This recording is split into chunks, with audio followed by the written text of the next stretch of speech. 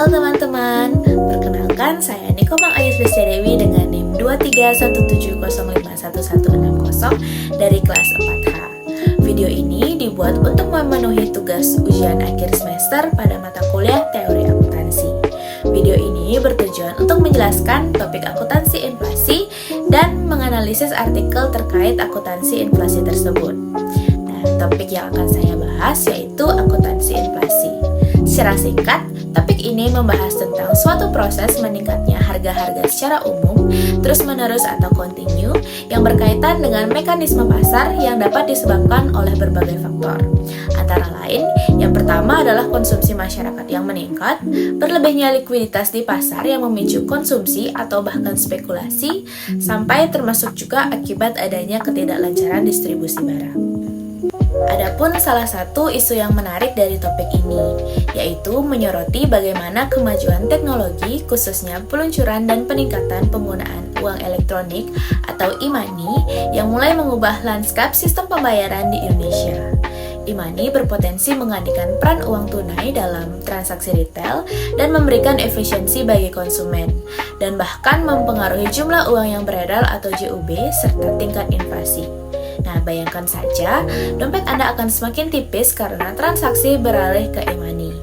Artikel ini mengungkapkan bagaimana e-money yang kita gunakan sehari-hari tidak hanya mengubah cara kita berbelanja, tetapi juga berpotensi menggeser peran uang tunai dan bahkan mempengaruhi inflasi di Indonesia. Artikel yang saya pilih berjudul Analisis Pengaruh Peluncuran Sistem e-money dan Jumlah Uang yang Beredar Terhadap Inflasi di Indonesia. Nah, pemerintah Indonesia meluncurkan sistem e-money untuk meningkatkan efisiensi transaksi dan mengurangi penggunaan uang tunai.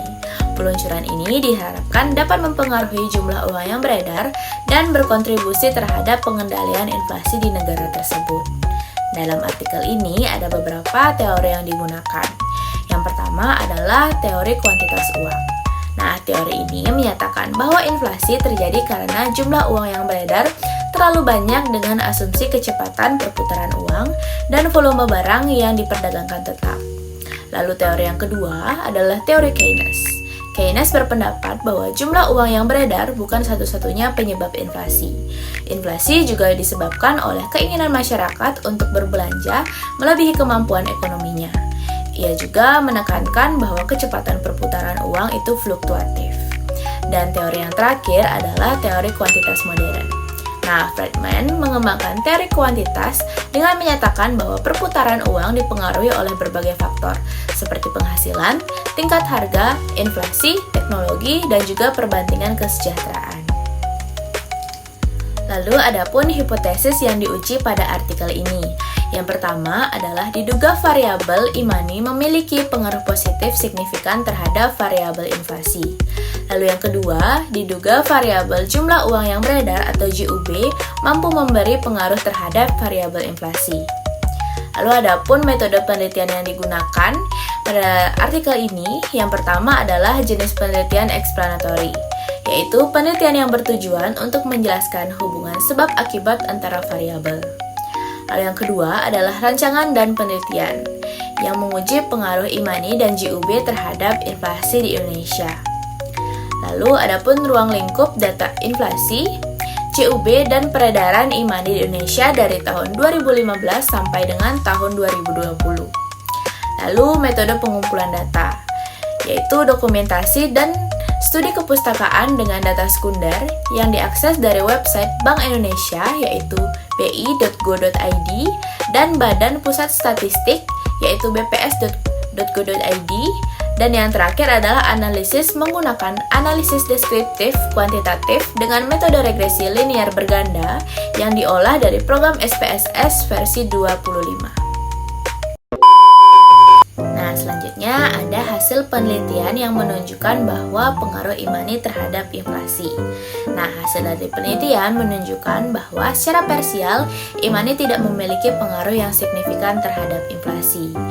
Hal ini berarti meskipun penggunaan e-money secara pesat, dampak terhadap kenaikan harga secara umum belum terlihat signifikan dalam periode penelitian ini. Lalu pengaruh jumlah uang yang beredar atau JUB terhadap inflasi, sebaliknya, JUB memiliki pengaruh yang signifikan terhadap inflasi. Temuan ini sejalan dengan teori kuantitas uang yang menyatakan bahwa peningkatan jumlah uang yang beredar dapat menyebabkan inflasi. Nah, pengaruh simultan atau bersama-sama variabel e-money dan JUB memiliki pengaruh yang signifikan terhadap inflasi. Namun ada beberapa pengaruh, yaitu salah satu variabelnya yaitu JUB. Dan yang terakhir adalah koefisien determinasi atau R-square. Nah, nilai R-square sebesar 0,843 yang menunjukkan bahwa 84,3% variabel inflasi dapat dijelaskan oleh variabel e-money dan JUB. Sementara 15,7% sisanya dipengaruhi oleh variabel lain di luar dari penelitian artikel ini. Selanjutnya adalah kesimpulan dari artikel ini. Yang pertama, secara parsial, e-money tidak memiliki pengaruh signifikan terhadap inflasi dan jumlah uang yang beredar atau JUB berpengaruh signifikan terhadap inflasi.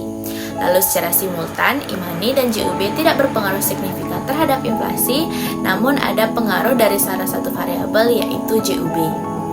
Lalu hubungan antara JUB dan e-money terhadap inflasi secara parsial memiliki pengaruh yang signifikan. Lalu saran dari artikel ini yaitu implikasi dari penelitian ini adalah otoritas moneter, yaitu Bank Indonesia, perlu mempertimbangkan JUB sebagai faktor penting dalam menstabilkan inflasi. Pengendalian inflasi tidak hanya melalui kebijakan moneter, tetapi juga kebijakan fiskal. Lalu pada artikel tentunya ada kelebihan dan juga kekurangannya. Di sini kita akan membahas kelebihannya terlebih dahulu. Yang pertama adalah relevansi topik. Nah, topik yang diangkat sangat relevan dengan perkembangan ekonomi digital saat ini, khususnya di Indonesia. Lalu data sekunder yang jelas. Nah, penggunaan data sekunder dari sumber terpercaya yaitu Bank Indonesia dan BPS dapat meningkatkan kredibilitas penelitian artikel ini. Lalu, yang kedua adalah metode analisis yang tepat. Nah, penggunaan regresi linear berganda adalah metode yang sesuai untuk menguji hubungan antara variabel kuantitatif. Lalu yang terakhir adalah pembahasan hasil uji statistik. Nah, artikel ini menyajikan hasil uji statistik yang cukup mudah dipahami dan detail dan menunjukkan validitas dan reliabilitas model. Lalu yang kedua adalah kekurangan dari artikel ini. Nah, di sini ada beberapa kekurangannya. Yang pertama adalah periode data yang singkat. Nah, data yang digunakan hanya dari tahun 2015 sampai dengan 2020 yang terhitung hanya 6 tahun. Nah, periode ini mungkin bisa lebih panjang agar memberikan gambaran yang lebih komprehensif dan mengurangi potensi bias. Lalu, adapun keterbatasan variabel. Nah, meskipun R-square cukup tinggi, tetapi masih ada 15,7% variasi inflasi yang tidak dijelaskan oleh model ini. Hal ini menunjukkan bahwa ada variabel lain yang mungkin berpengaruh dan tidak termasuk dalam penelitian artikel ini. Lalu, adapun interpretasi hasil uji F yang sedikit membingungkan. Nah, pada pembahasan disebutkan keputusan dari uji F adalah tidak terdapat pengaruh variabel X secara simultan.